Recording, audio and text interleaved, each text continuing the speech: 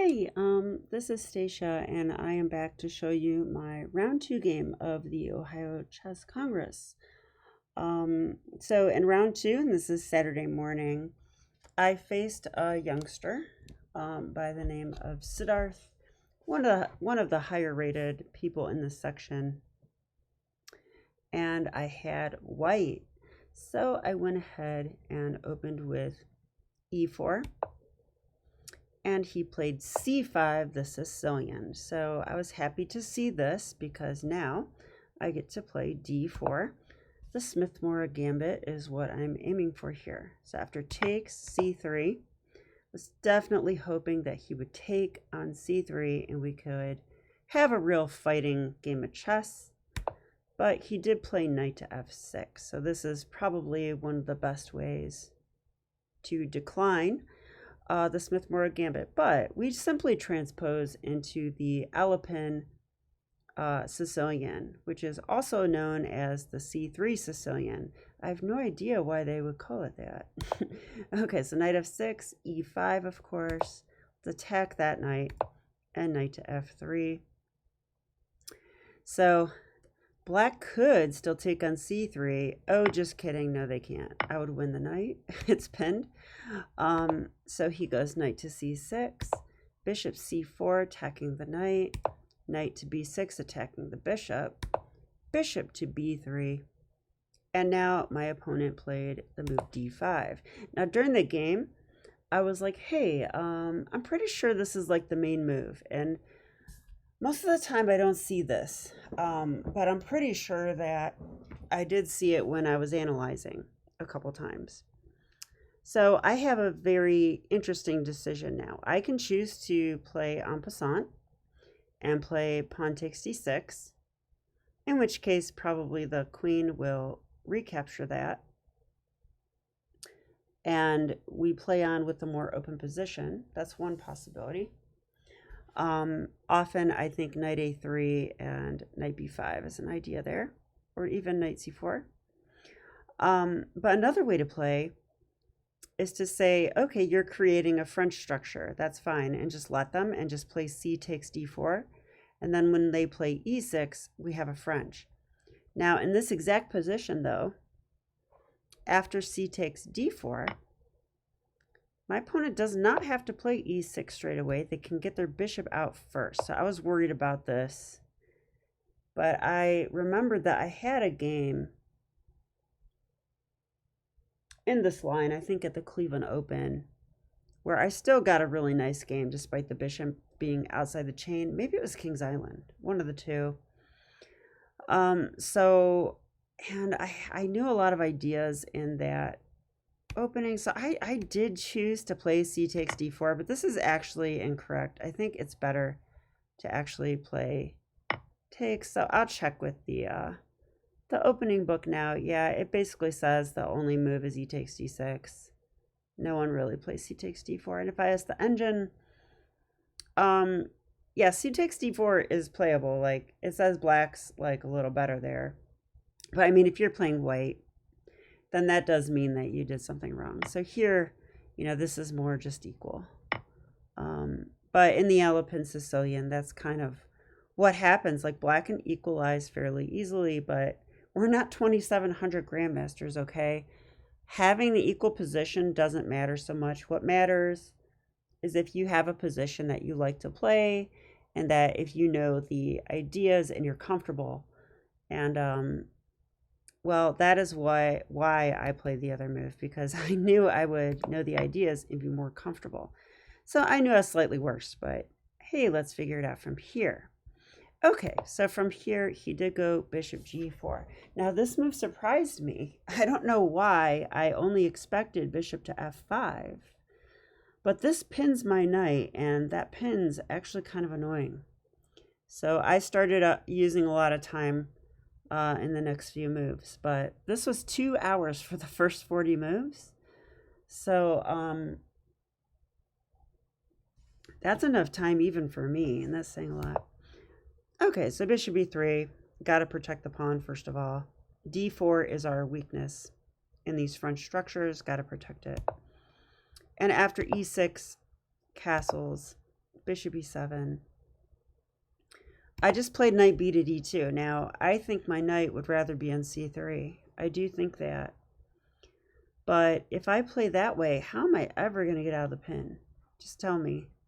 Like, how am I ever going to get out of this pin? I don't know. I mean, h3, g4 is the best I could come up with. And I'm not sure I'm going to commit to that. So I chose to be a little more flexible. Plus the knight on c3 sometimes could be awkward here. Sometimes. I mean, usually you want to go knight e2, but then I wreck my structure. I could always play this way. I mean, it's possible. So I had ideas, but I decided on this move. I felt this is the better way to go. There's no immediate way to attack my pawn on d4 because there's no queen b6. Knight c6 is already in the position. There's no, like, I don't know. I'm used to different piece orientations where they can just hammer you on d4, and that is not the case here. So I thought this is fine. Castles, bishop c2. This is prophylaxis. That means that you're expecting a move to happen soon. So you make your move before that move. And the move I was expecting was knight to a5. I don't really want to see this attacking my bishop. I would play bishop c2, and then they could simply hop into c4 in a lot of cases. And given that there's another knight guarding c4, even if I take once, the other knight comes in. So they get a knight on c4. So I didn't really like that. So I just played bishop c2. Let's see if that was a good move. Ooh, it's the top engine move. Yay, prophylaxis. I actually did it right. Okay, bishop c2, f6. Now this is a typical break that you play in French structures. But I wasn't sure about it here. I mean, I thought this is either good or it's not good. Like, it's not one of those moves that you should play lightly, I feel, but I was kind of expecting like rook to c8 or maybe knight a5 or something like that. So f6. Let's see what the engine wanted. Yeah, the engine just wanted knight to c4 right away, or bishop h5, which I don't understand. Why bishop h5? I guess maybe rerouting the bishop to trade off my strong attacking bishop.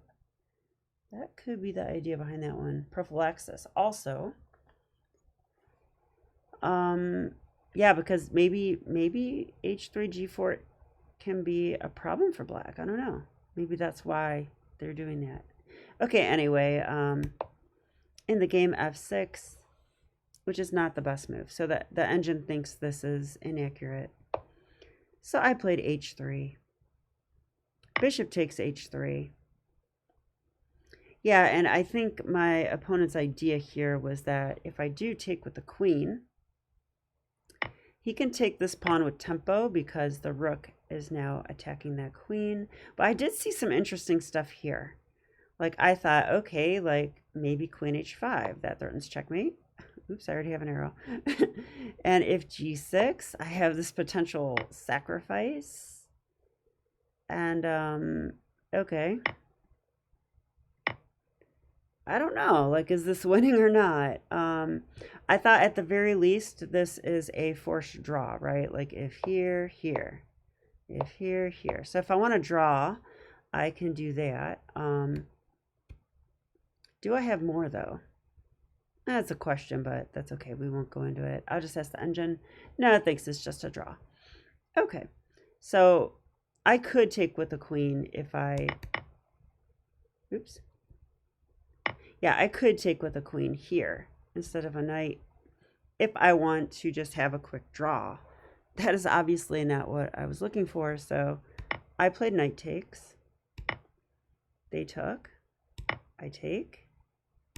Take, take. Okay, so we've had a transformation of the pawn structure. So let's be mindful of that. It's a more open position now. I've got two bishops, which is good for the open position. But more than that, I feel like I have real attacking chances on the king. I have a pawn on e5. That's often a sign of an attack because there's no knight on f6. And queen h5 is a move. And, you know, bishop takes h7 is a move. And, you know, who knows? I just have a lot of firepower on that king side. Can also think about f4, f5. And it was around here that I felt my position, you know, has been drastically improved. Like I'm feeling much better here. The attacking chances I have look pretty nice. And yes, he has a passed d pawn, but he's a long way from queening that pawn. And in the meantime, this pawn is weak. I might even be able to attack it with moves like queen g4, which threaten to take the pawn, but also threaten moves like bishop h6, because the g pawn will be pinned. So knight to d7 was played. Now I have to tell you, I was shocked at knight d7. I was like, really? Like, and I had the feeling I was winning. Like just a feeling that I could win the game right after knight d7. That's called intuition in chess. I was really expecting knight to c4 here. I mean, I thought this was looking pretty good, right? Attack the weak pawn, attack the bishop, attack the b pawn. That will come with tempo on the queen. I really thought this was the way to go. The engine doesn't agree, by the way. I couldn't tell you why. Oh, actually I do know why. Okay. But now I sort of understand why he played this move. After knight d7, my intuition was right on. Now white has a winning move, and this is the critical moment of the game. Okay, so if you would like, pause your video and see if you can find the winning move for white.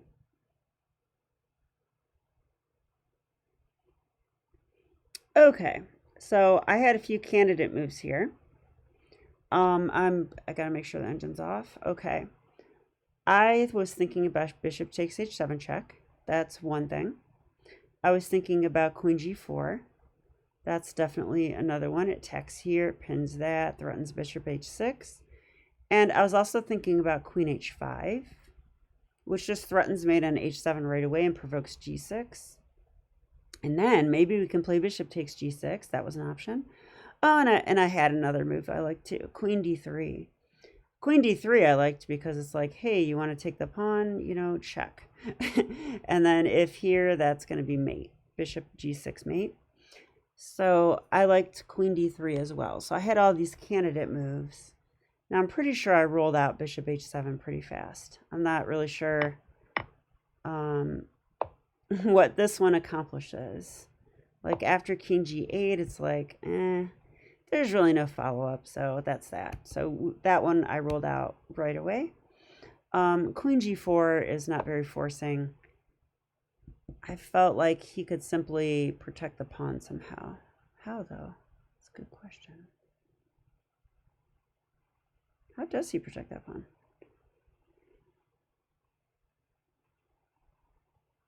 Actually, I kind of like queen g4 because if he takes and we go check, isn't that kind of annoying? That's like a fork. It's like a fork because it is a fork. White wins. So queen g4,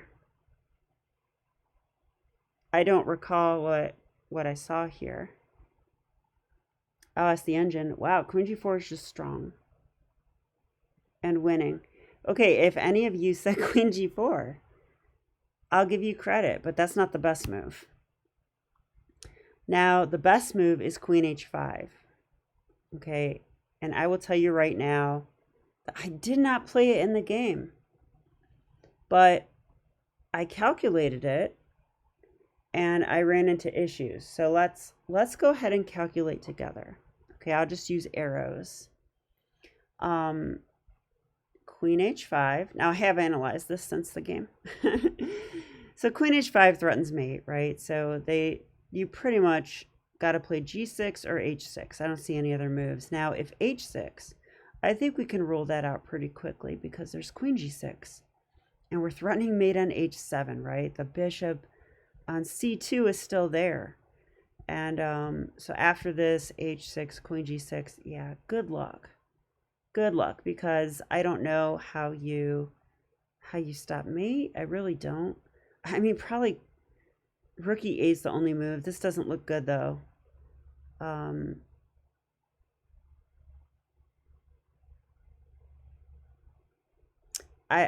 don't know. It doesn't seem right to me. Like if rook f7, there's just queen h7 check, queen h8 mate. If rook e8, I feel like the position's just too good. It's just too good. I would play that in a second. So I did see that. So I was intrigued that they can't play h6. Now on g6, now I think we need to look at the sacrifice, right? If we're not playing this, then we probably shouldn't play queen h5. Maybe that's not totally true. Queen g4 could still be a move there too, I do believe. But okay, yeah, so maybe I should have played it. Okay, but anyway, I was looking at the sacrifice because after pawn takes, queen takes g6 check, there's king h8. All right, and here it's like, okay, what do we do? So once again, I could get a draw with queen h6 and queen g6. I think that's possible. But another way to play, and actually that means this is a risk-free attack.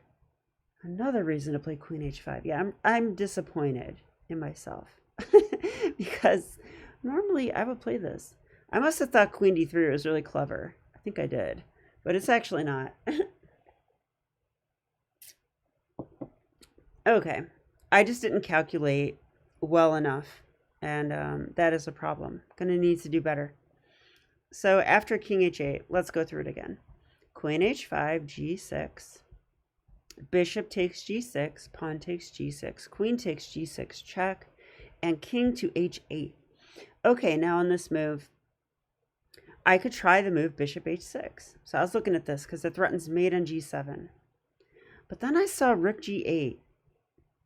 And I was like, yeah, okay, queen h5, you know, threatening discoveries and stuff. But then there's queen e8, challenging my queen. And I was looking at this and I'm like, you know, I'm not so sure I'm winning here. Like I'm starting to wonder if I'm lost in that position. And so I looked at this a few times, but one thing I didn't look at, or maybe I did a little bit, is after queen h5, g6, bishop takes, pawn takes, queen takes check, king h8. We do have the option to play like queen h6 check or queen h5 check. Now, I don't want to play queen h6 check because that's where I want this bishop to go. So we're going to play queen h5 check. Okay, now if we play queen h5 check, the king will go back to g8. If the king goes to g7, I feel like we just go bishop h6. You know, that's not good. That we're going to at least take the rook. I don't see that being a good option. But on king g8, you know, it's in that position that I think bishop h6 is very strong. And this is the move that I missed during the game. Because bishop h6 threatens queen g6 check, queen g7 checkmate. Oops. Okay. Sorry about that. I'll get back there though. Okay. So here we are, and yeah, and that is what I missed. And in that position, after bishop h6, there's a couple defenses. So, you know, why am I just drawing arrows and making you guys calculate? Because I want you to understand that this is difficult. At least for me, it would be. But I think I'm capable of figuring this out. And I just didn't. So I'm going to make a flashcard of this particular attacking pattern because I missed this bishop h6 stuff. So here we go again. Queen h5, g6, right? Bishop takes, pawn takes, queen takes check, king h8, only move. In that position, we do not play bishop h6. We play queen h5 check. King g8 is the best move, in my opinion. Bishop h6, the key move. Okay, so now we're threatening queen g6, queen g7 mate. in that position, I felt black has a couple options. One is rook f7 and one is queen e8. I think those are the main ways to try to parry this. Notice there's no rook g8 anymore. This is why queen h5 check was so important. There's no rook g8 because the king is on g8 now, because we threw in an extra queen h5 check. So that was the first key move, was that queen h5 check the second time. And the second key move is bishop h6. And those are the moves that win the game, because if we look at rook f7, well, you know, so what? Queen g6, rook g7, and queen takes g7, checkmate. And, you know, if we're in the position where the queen's on h5, we just play bishop h6, and they go queen e8 trying to trade queens. That's great, but we don't have to play queen g6. We can play queen g4 check. Queen g4 check. And, you know, if the king moves at all, we just play queen g7 checkmate. And the only way to stop that is to just throw pieces in the way. With the queen on e8, there's no more battery. So bishop g5 doesn't work. So they just have to go, I don't think it would work anyway, right? Got that protected twice. So they just have to play bishop g5, you know, and then takes check, and then queen g6 takes check, and then, you know, king h8 or king g7, and then queen g7 checkmate. So anyway, I don't know if you guys follow along with all that. So now I'm going to put it on the actual board. I'm just going to fly through the rest of the game. This is really the important part of this game. So queen h5. So threatening checkmate on h7. And here, you know, this is what I was talking about. If h6, I don't think that's a good idea. I really do not. I mean, I guess rook e8. I don't see another move, because if here, you know, there's still mate. That's checkmate. So rook e8, I guess. I can't imagine this is good either. What? I might just play this, honestly. What's wrong with that? Yeah, and then if they go here, maybe we have check here. Is this mate? Oh, it's not mate. It's almost mate. Okay. I'll ask the engine just to save time. It does like queen h7, actually. It says bishop h6 also wins, but it says this and just bishop g6. Oh, take away the square. Look at that. Now we're threatening queen h8 mate. So they would have to go here, but that loses material. So yeah. Okay, yeah. h6 is not a good defense. Now, that much I knew. What I didn't know was the g6 move, because we are sacrificing now. Okay, if you sacrifice material, you better know what you're doing, right? So after takes here. Now, I should have seen that this is a risk-free attack. That's one thing I should have seen, right? Like here, I could always do this. I think at the very least I have a draw if I don't find anything more. So that is one good reason to play queen h5 and bishop takes g6. But okay, I did see this in my head, and then I thought bishop h6, I want to threaten checkmate. And here's where I saw the problem of rook g8. And I was like, well, I'm not sure what's going on anymore. Like, I could possibly take on e6. That's possible. But then, you know, I sacked a piece. So, and this is lined up on my king now. I wasn't so sure that I wanted to go into this. And secondly, it's like, how do I checkmate? I didn't see anything here. I got nothing all of a sudden. If queen h5, I thought queen e8. After queen e8, yeah, I don't know. I put my tail between my legs and I run away and admit defeat. I think I'm lost, and the computer agrees. So it was important to see this key idea. Queen h5 check is the key move. The idea is to stop that rook g8 defense by forcing the king back. Now, I mentioned that the king shouldn't come here. But this just feels intuitive to me because, I mean, why would you walk into that? That doesn't seem like a good idea. You know, this is too easy. I mean, there's even, yeah, I don't know. This is just too easy. And then if here, I mean, that also was too easy. We just won a whole rook. So that's enough to make up for the sacrifice. But plus this just looks miserable for black. I don't wish this on anybody. So yeah, that doesn't work. So after queen h5, king g8 is the only move that seems to make any sense to me. And now bishop h6. Now bishop h6. Now this is what I missed during the game, is that I had to throw in this check, force the king to g8, then bishop h6. And if I could have just visualized this and calculated rook f7 or queen e8, those are the two main defenses that I believe should be calculated. The king moves too, but those are kind of easy. You know, had I calculated those, I think I would have played this and won the game brilliantly. Instead, I played a different move and the game went on. So here, I think rook f7 just doesn't work, right? It just does not work. There's no king of fate. If here, we want a free rook, and if rook g7, that's just mate. So rook f7 does not work. And queen to e8, challenging our queen. I don't think this works either. It does cover g6. We can't play that one, but we can play this one like I was saying.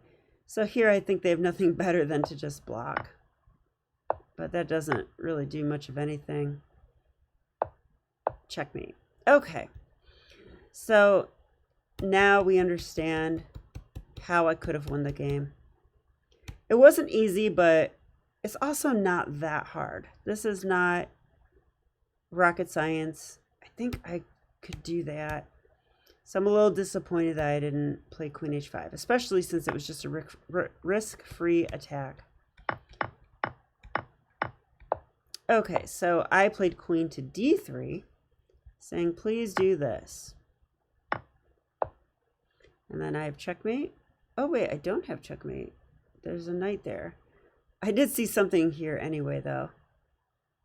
Oh, I know what it was. f4. f4. It's kind of funny because now the knight's defending checkmate.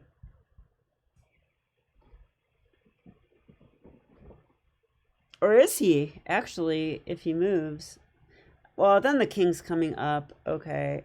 Maybe I didn't see this quite right either. But I do feel like,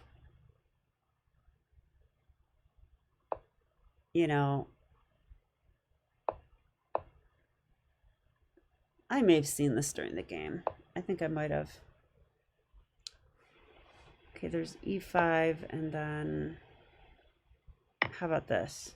Let's open that rook up. Yeah, that should do it. So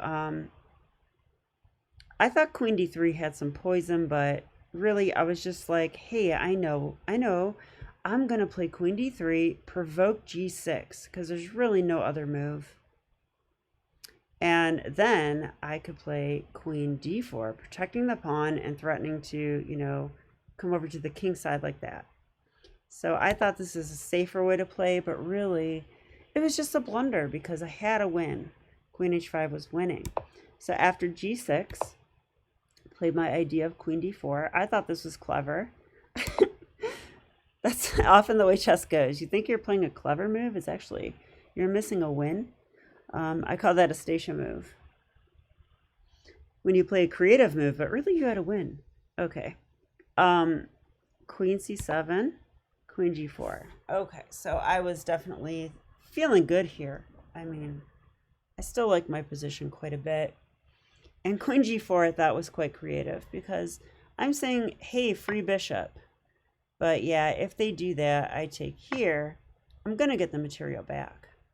Don't really know how they get out of this. I don't know if here I just win the knight. I'm on the bishop. Yeah, this doesn't look so pleasant. And I thought for sure, even after this, I thought my position is quite good. I might even be winning. And sure enough, the engine says I am winning. So yeah, they can't take that bishop. That is not a thing. So my opponent played queen takes e5. This is the main move that I calculated, and I thought this is the best move. Turns out it is not the best move. King to f7 is the best move, which, okay. It's very computerish to me. But queen takes e5. This move looks pretty testing, right? He just won a pawn. But here I saw bishop d4. That attacks the bishop, or attacks the queen rather, and the queen did not retreat. He played rook f5, and I saw this as well.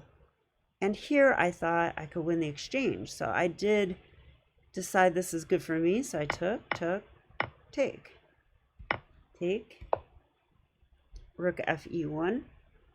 So I'm up some material, but for the exchange, he does have a pawn. And that pawn is quite strong. It's the D pawn, which is a pass pawn, right? There's no pawns in the way to stop that one. So there's that. And I thought he takes here, I take here. Next, I'm ready to double my rooks. Okay, and I thought here I must be better. And the engine agrees. Now, I missed this move. Bishop c5. This is quite annoying, actually, because it pins my f pawn, and it's also attacked twice. This is quite annoying. Got to deal with that. So I played rook a to f1. Now, you know, if I play a passive move like that, then you know it must be required. Because I hate playing passive moves. Sort of the opposite of me from 4 years ago, but okay. Yeah, but this is the top engine move too, because it's absolutely required. I don't think we can just give that up. So king f7 and rook e2. Now, why did I play rook e2? Because what I'd like to do is move this rook away and actually do stuff. And now this rook can protect there. But also I want to keep the king cut off. Do not want that king to come up more. So he played here, rook d8, bishop d8. My idea was to play possibly this discovery or just rook d2, apply pressure on the pawn, but get that knight out of there. So he played b6, which looked a little weird to me, but I'm sure it's fine. Okay, rook d2, knight e5, removing his knight from danger. Bishop to b3, and this was the idea that I had. So I kind of took a page out of his book. He moved his bishop to c5 and pinned my pawn and attacked it. So I'm moving my bishop to b3, pinning his pawn and attacking it. So the idea was to put maximum pressure on that pawn. That is basically, if black has anything, it's that pawn. If I win that pawn, then I'm just an exchange up and winning.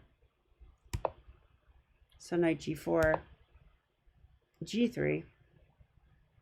I don't know if g3 was the right idea, but I was starting to get low on time here. This is the only game I was in time pressure, though, so I'm happy to report that. That's unusual, right? g3, knight went back, king g2.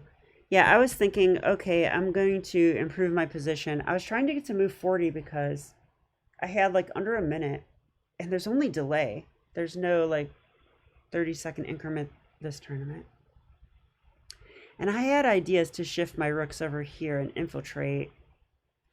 And I'd have to deal with that, of course. But I was going to possibly infiltrate, I think, on e6. And start doing stuff from there. I could also attack the pawn from the side. And anyway, there was ideas, but I was not comfortable going into this when my opponent had so much time and I had under a minute. So I was trying to make moves that were improving but not committal. Like check once is okay. I just went back. I was trying to get to move 40. But here, I mean, a couple times my opponent had offered a draw. And just being so low on time and a few moves away still from move 40, I just accepted the draw. Now, I do think that's a blunder because I do think I could win this position. I do think so. And I must admit that my real reason for accepting the draw was that I had invited students to the tournament. And before the tournament, I kind of said to myself, I was just going to have fun and not worry too much about results and just try to spend some time with my students if I could and get voted on the ACO board. So those were my real priorities. So I took the draw because my priorities were not were not correct for chess results or chess improvement.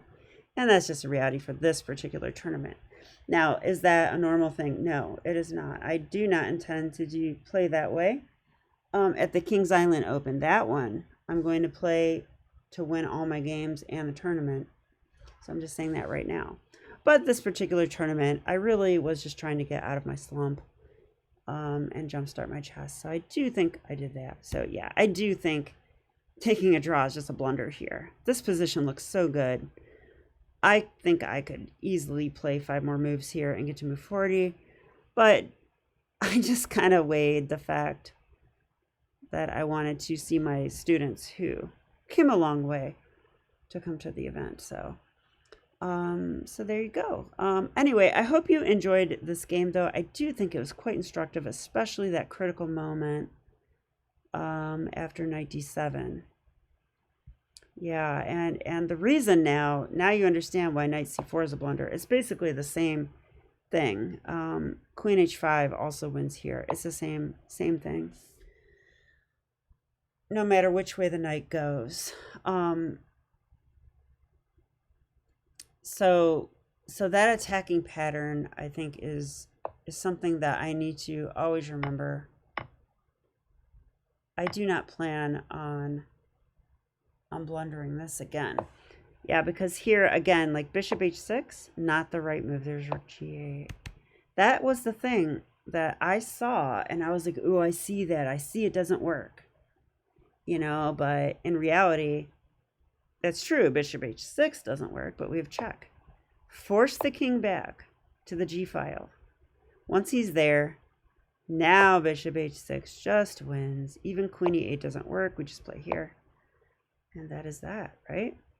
Here, here, here, checkmate. So that's the way the game should have ended. That's how I feel. So I hope you enjoyed this one. Let me know what you think about me spending time calculating with you guys. I'm kind of curious if you like that or if you don't. And I will definitely be back with my round 3 game. I will apologize for taking the early draw, but hey, at least I didn't take the perpetual draws I had earlier. So give me half credit, okay? And I'll be back with round 3. Okay, have a great day, and I'll see you next time. Bye.